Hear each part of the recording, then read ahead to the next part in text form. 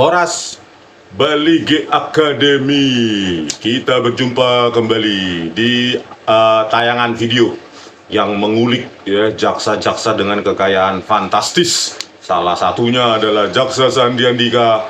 Berikutnya adalah Jaksa Agung Sanitiar Burhanuddin ya. Fantastis sekali mengingat dengan gaji yang mereka terima tiap bulan. Oke? Gitu dulu. Oke, kita kasih pertanyaan atau statement dari pewawancara. Oke.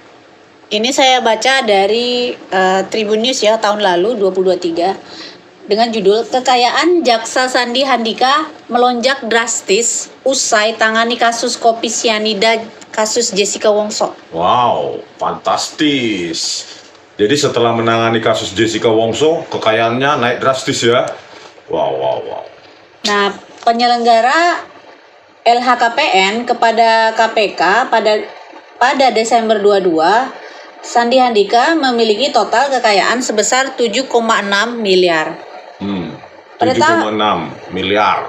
Pada tahun 2014, Sandi Handika sempat melaporkan kekayaannya sekitar 538 juta rupiah kepada LHKPN. 2014 cuma 538 juta. Sedangkan pada tahun 2019, kekayaan Sandi Handika meningkat sebesar 5,5 miliar. Wow, jadi 5,5 miliar. Jadi dari 500 jutaan menjadi 5,5 miliar dalam 5 tahun. Berarti setahun sekitar 1 miliar. Gaji cuma 11-13 juta. Bagaimana ini KPK? Jangan diam aja setelah jadi PNS di situ. Ya, oke lanjut. Dia terakhir melaporkan harta kekayaannya pada tanggal 31 Desember 2022 dengan total 7,6 miliar rupiah. 7,6 miliar. Setelah dari 2019 ke 2022 naik lagi 2 miliar. Ya, 2 tahun. Nah, 2-3 tahun lah ya. 2 miliar naik 700 juta per tahun itu. Waduh, fantastis sekali Sandi Handika ini ya. Luar biasa. Dan KPK diam saja. Bagaimana ini KPK tidur saja PNS dibayar negara, setelah jadi PNS malah jadi macan apa ya, jadi kucing. Oke, lanjut. Kalau dari laporan LHKPN-nya bagaimana itu yang tentang hibah-hibah tanpa akta itu? Iya, tak ulangi lagi ya, mungkin ada yang nggak mengikuti. Kalau tanah dan bangunan sebesar 6,6 miliar rupiah itu hibah tanpa akta. Jadi ada 3 objek di tanah dan bangunan seluas bla bla bla di Bekasi, hibah tanpa akta senilai 3 miliar. Yang kedua, tanah dan bangunan seluas 42 meter persegi di Jakarta Utara, hibah tanpa akta juga, nilainya 2 miliar.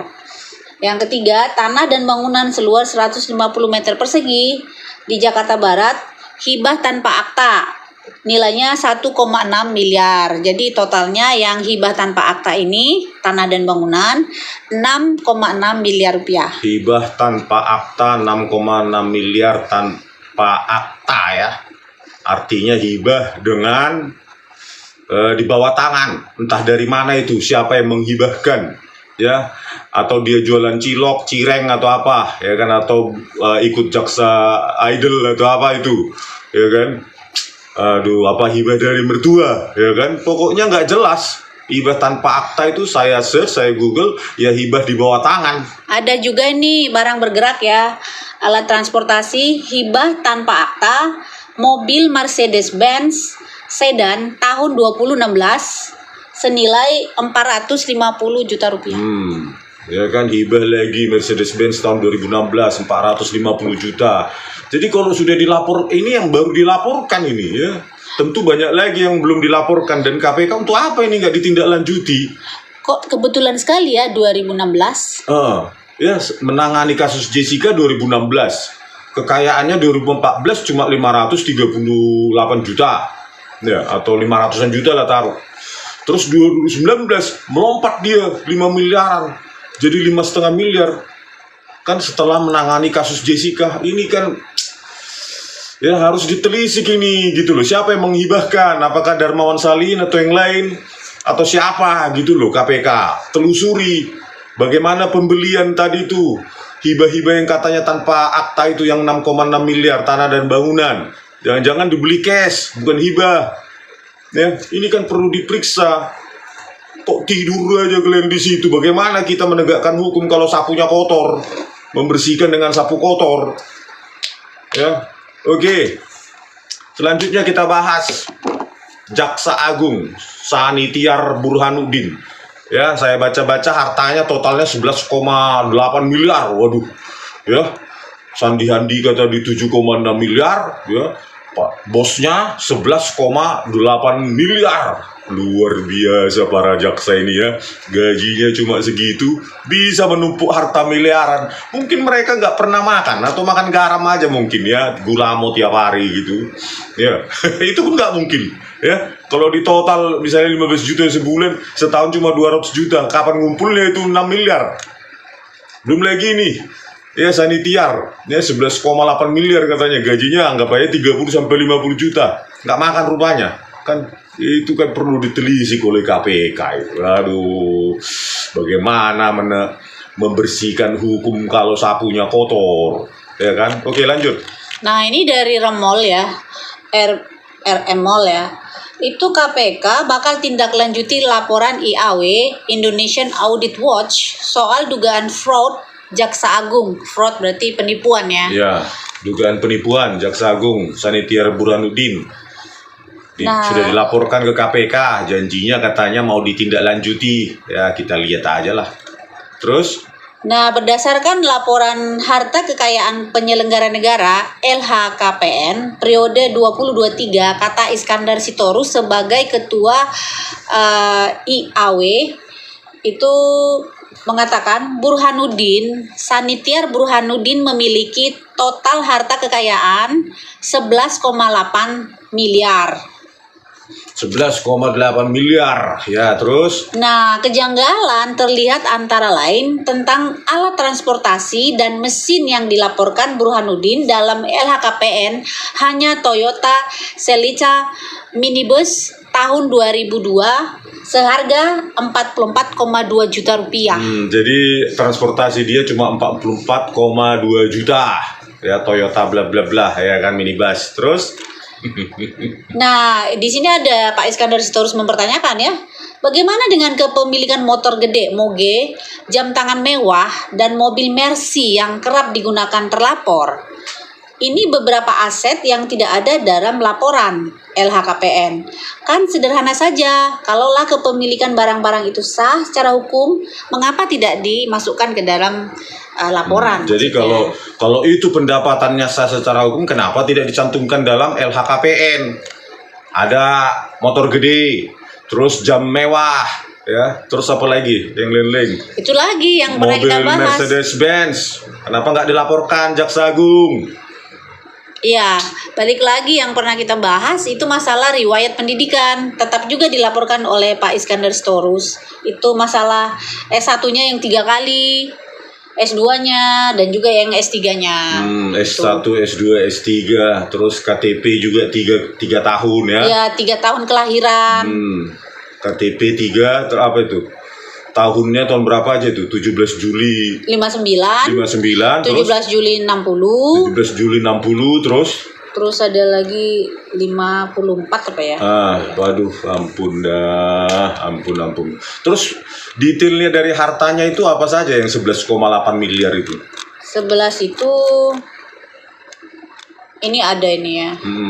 Katanya tanah dan bangunan seluas 240 meter persegi dan 140 meter itu di Kabupaten Bandung Barat. Hasil sendiri 2,5 miliar katanya. 2,5 miliar hasil sendiri. Terus ada juga nih tanah dan bangunan seluas 120 per 1,109 meter persegi di Tangsel, hasil sendiri Selatan.